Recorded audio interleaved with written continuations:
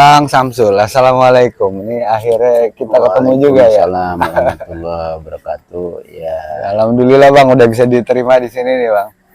Jadi niat saya tuh kemari mau ya sedikit minta informasi tentang Keramat Drowak Bang, yang konon katanya ada di dekat-dekat sini Bang Samsul. ya, alhamdulillah. Nah, ya, assalamualaikum warahmatullahi wabarakatuh. Kayaknya berat juga nih ngomong keramat Drowak. Tapi sesuai dengan orang-orang tua di sini bicara, cuman dia nggak mau angkat bicara. Itu yang kita sesalkan. Akhirnya banyak orang-orang luar pada angkat bicara.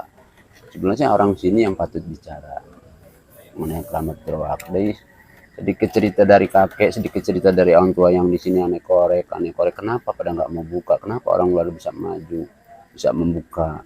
Ya karena diambil ilmu dari pembicaraan, dibuka di sana. Jadi orang luar yang maju. Nah, kalau bisa ya yang ada di sini yang tua-tua nggak mau, karena ya mungkin ada larangan jangan buka-buka. Ya mungkin ada, boleh kita buka, cuman jangan sampai jauh. Ya. Kan kita yang kita jagain adalah biar nggak jadi tempat kemusyrikan Bang. Betul. Itu kan ya intinya ya. Iya.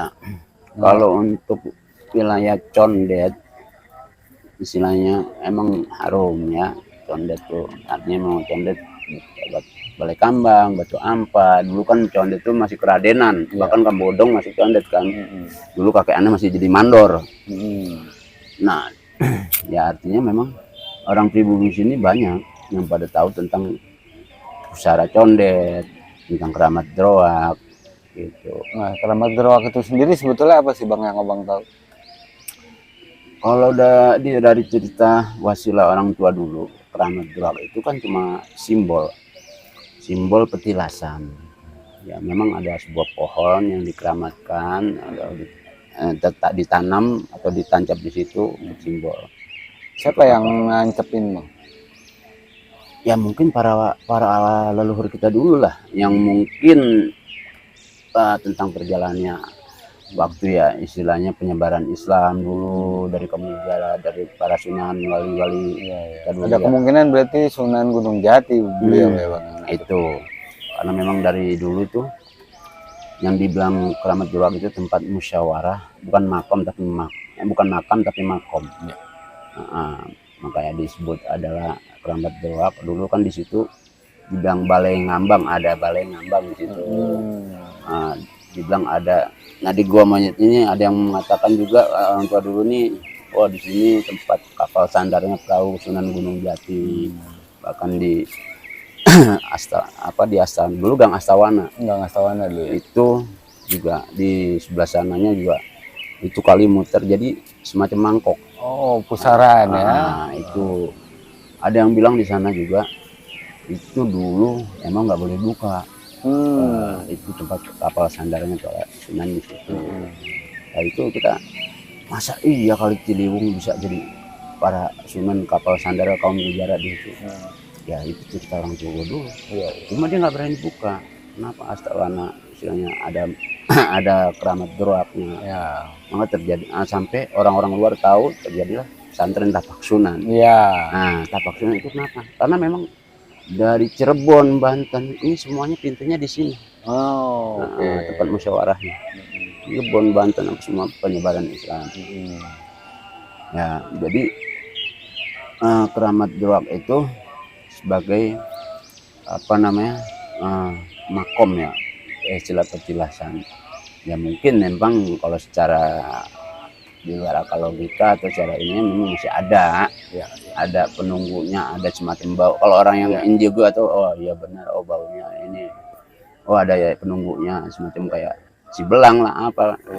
Nah tujuan kita kan sebetulnya ini mengangkat ini untuk kebutuhan sejarah biar anak cucu kita pada paham ya Bang. Betul. Bahwa ada keterkaitan antara Condet dan Cirebon, ada keterkaitan antara Condet dan Banten, ada keterkaitan dengan perjuangan mereka membebaskan Sunda Kelapa era ketika mereka bekerja sama dengan Portugis kan gitu, tahun 1522 dan seterusnya sampai 1527. Itu sih hipotesa yang saya dapat dari penelitian.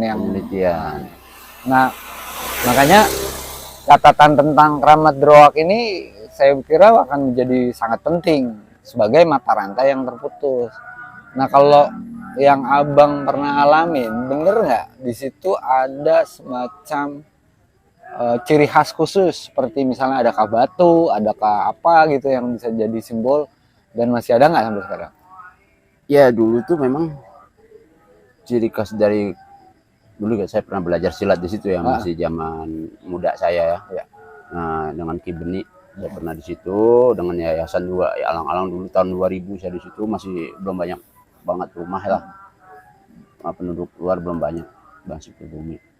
Kita belajar silat di situ memang. Nah, ciri khasnya itu memang itu kayak model kayak di Bali gitu. Nah, jadi pohon itu dikasih kain, ada kainnya juga, hitam putih itu juga? Enggak hitam putih, cuma putih aja. Oh, kain.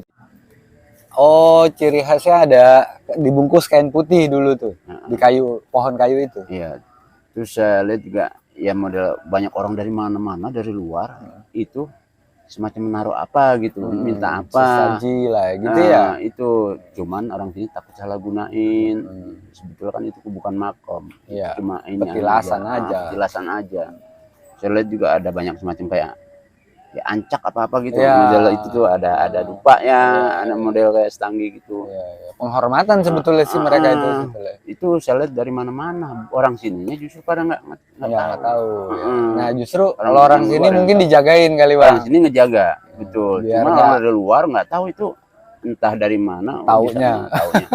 Itu. Nah itu pohonnya pohon apa Bang yang di? Kalau saya lihat ya pohon droak ya. Itu pohonnya kayak pohon apa ya? Kalau saya bilang pohon asam, pohon nangka? Bukan. Pohonnya kayak rukem, kayak pohon rukem. Kayak pohon rukem. Jadi ya kayak pohon pacar itu kan kecil-kecil ya. Kalau dia kan gede, agak gede. Iya. Pacar ada tuh yang buat mandi orang mati itu.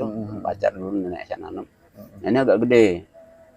Itu pohonnya memang tinggi, memang tua. Ada geraknya juga memang. Iya. Sebagai informasi buat teman-teman bahwa ini dulu lokasi yang dimaksud ini sekarang jadi kawasan pelestarian salak dan duku ini dulu namanya itu Astawana, bener ya Bang? Ya, Gang Astawana. Nah itu satu lokasi yang spesial sebenarnya, ada hubungannya dengan Pangeran Astawana mungkin. Ada ya kalau dilihat dari nama mungkin ada kaitannya. Nanti kita akan coba cari tahu. Sementara sampai sini dulu Bang Samsul, nanti kita sambung lagi ya untuk ya ini kan cerita untuk anak cucu. Betul. Agar lebih paham sejarah kampungnya sebetulnya Bang. Terima kasih banyak waktunya. Assalamualaikum warahmatullahi wabarakatuh.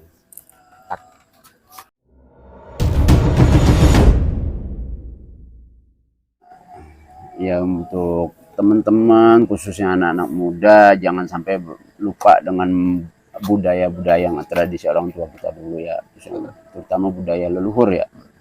Nah, walaupun itu ada keramat geroak yang orang tahu dari mana-mana, tapi kita bukan lupa, tapi kita juga nggak tahu makna itu tersendiri. Kita harus juga merawat, menjaga, dan berikanlah informasi sebagai layaknya bahwa ini harus dijadikan monumen atau sebagai simbol sejarah orang Condet. Disinilah tempat petilasan para penyebaran Islam di abad yang lalu.